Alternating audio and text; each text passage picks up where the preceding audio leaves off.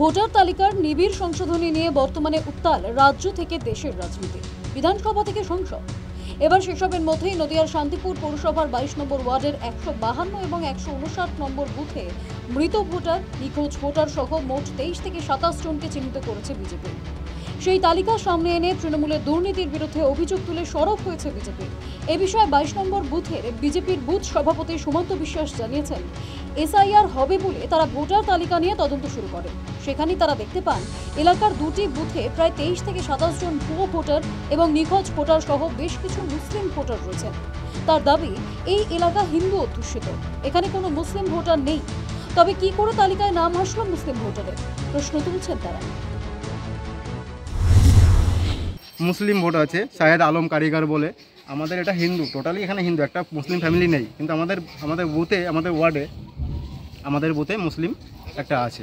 যারা মৃত তাদের বাড়িতেও গেছি, যারা নিখোঁজ তার বাড়িতেও গেছি, এবং মুসলিম যে ফ্যামিলিটা আছে, যেটা আছে ওনার বাড়িতেও গেছে, আমরা তাদের কাউকে পাইনি।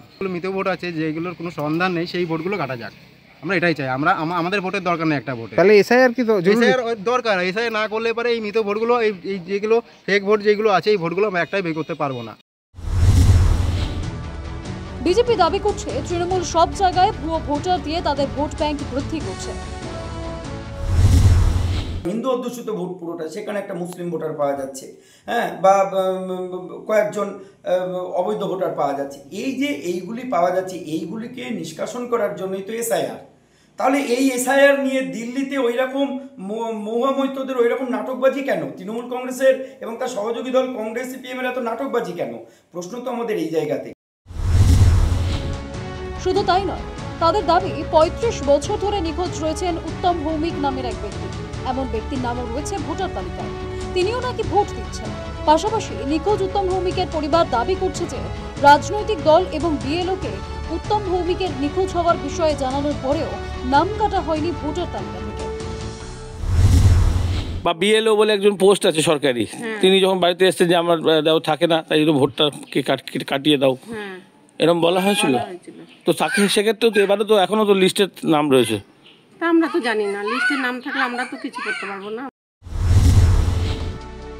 যদিও এই বিষয়ে পাল্টা শান্তিপুর বিধানসভার বিধায়ক ব্রজকিশোর গোস্বামী জানান, ওই বুথগুলিতে বিগত নির্বাচনে কখনোই জয় পায়নি তৃণমূল। ফলত মৃত ভোটার আছে বলেই যে তাদের সুবিধা হচ্ছে তেমন নয়, সবটাই বিজেপির মিথ্যে অভিযোগ।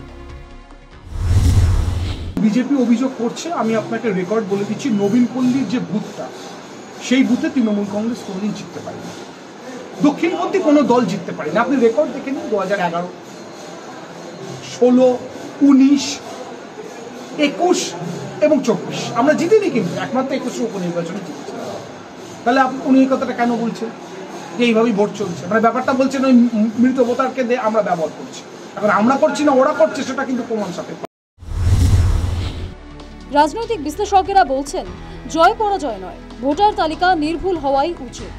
সাধারণভাবে ভোটার তালিকা তৈরির সময় ক্ষমতাসীন দলের কর্মীদের অনেক বেশি প্রভাব থাকে। তৃণমূলের এরকম প্রভাব থাকা সত্ত্বেও কিভাবে এতদিন তালিকায় ভুয়ো ভোটারের অস্তিত্ব রইল, সেই নিয়ে উঠছে প্রশ্ন। News time.